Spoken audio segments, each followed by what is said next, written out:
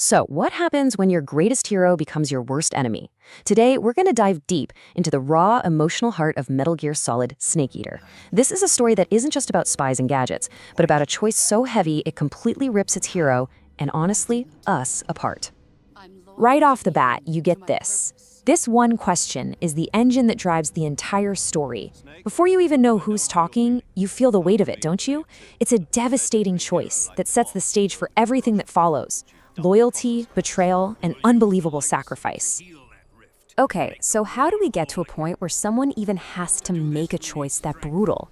Well, it all kicks off with a shocking betrayal that pretty much throws the world into chaos and puts a young soldier on a collision course with his own past.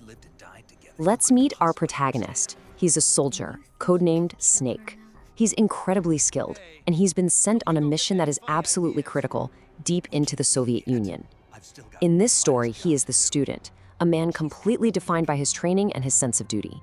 And his target? The boss.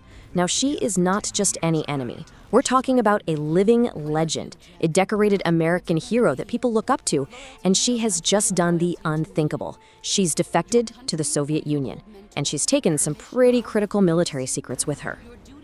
I mean, this just sends shockwaves through the entire system. Even Snake's own commanders can barely wrap their heads around it.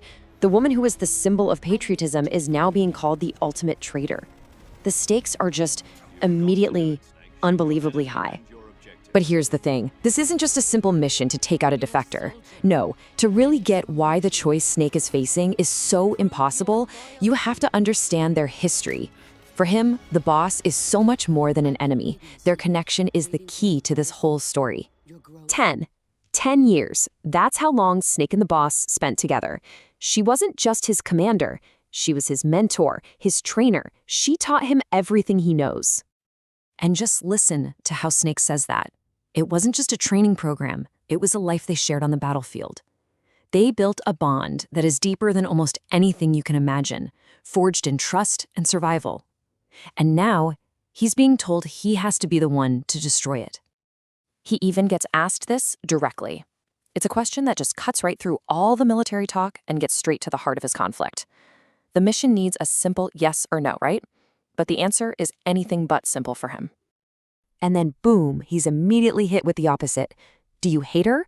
The whiplash between these two questions just shows you how deeply confused he is. How can you possibly feel love and hate, loyalty and a sense of betrayal all at the same time for the same person? It's a total emotional minefield. But this intensely personal struggle, it's all happening on a global stage.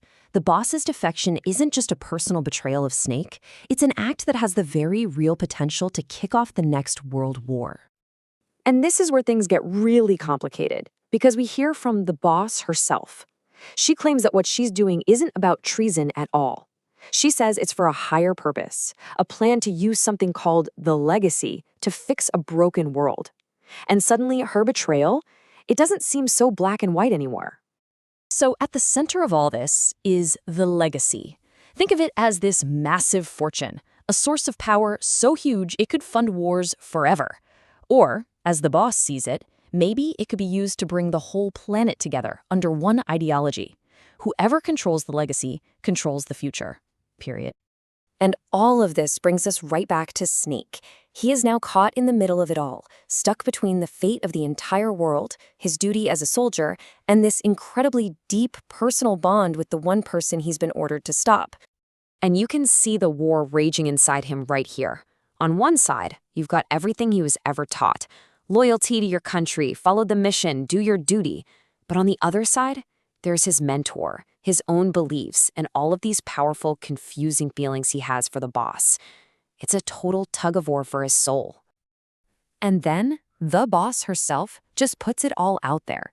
She lays the choice bare. She won't let him hide behind his orders or his duty. She makes it personal.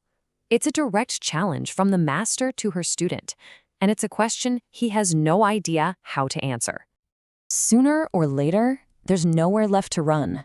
The mission, his feelings, the fate of the world, it all comes crashing down to a single, inevitable point: a final showdown between the student and his master. The voice of command just keeps hammering it home. trying to strip away all that emotional mess and make it simple. She's the enemy, she's the objective. That's it. He's reminded of what he is, not a man with feelings, but a soldier, an instrument. His whole purpose in life is being boiled down to this one final, awful act. And there it is, the ultimate demand. The only way he can prove his loyalty to his country is by betraying his loyalty to the person who made him who he is. To prove one, he has to completely destroy the other. But then, you get this absolutely chilling line from the boss. For her, this isn't some terrible tragedy, it's destiny. She sees this final battle not as a failure, but as the whole point of Snake's life, the last lesson she was always meant to teach him. It completely reframes everything as a necessary, heartbreaking graduation. And that's what this whole story leaves us wrestling with. It forces us to ask, what does loyalty really mean? Is it just blind obedience to a country? Or is it being faithful to a person, to an idea, or maybe even to a purpose that nobody else could possibly understand?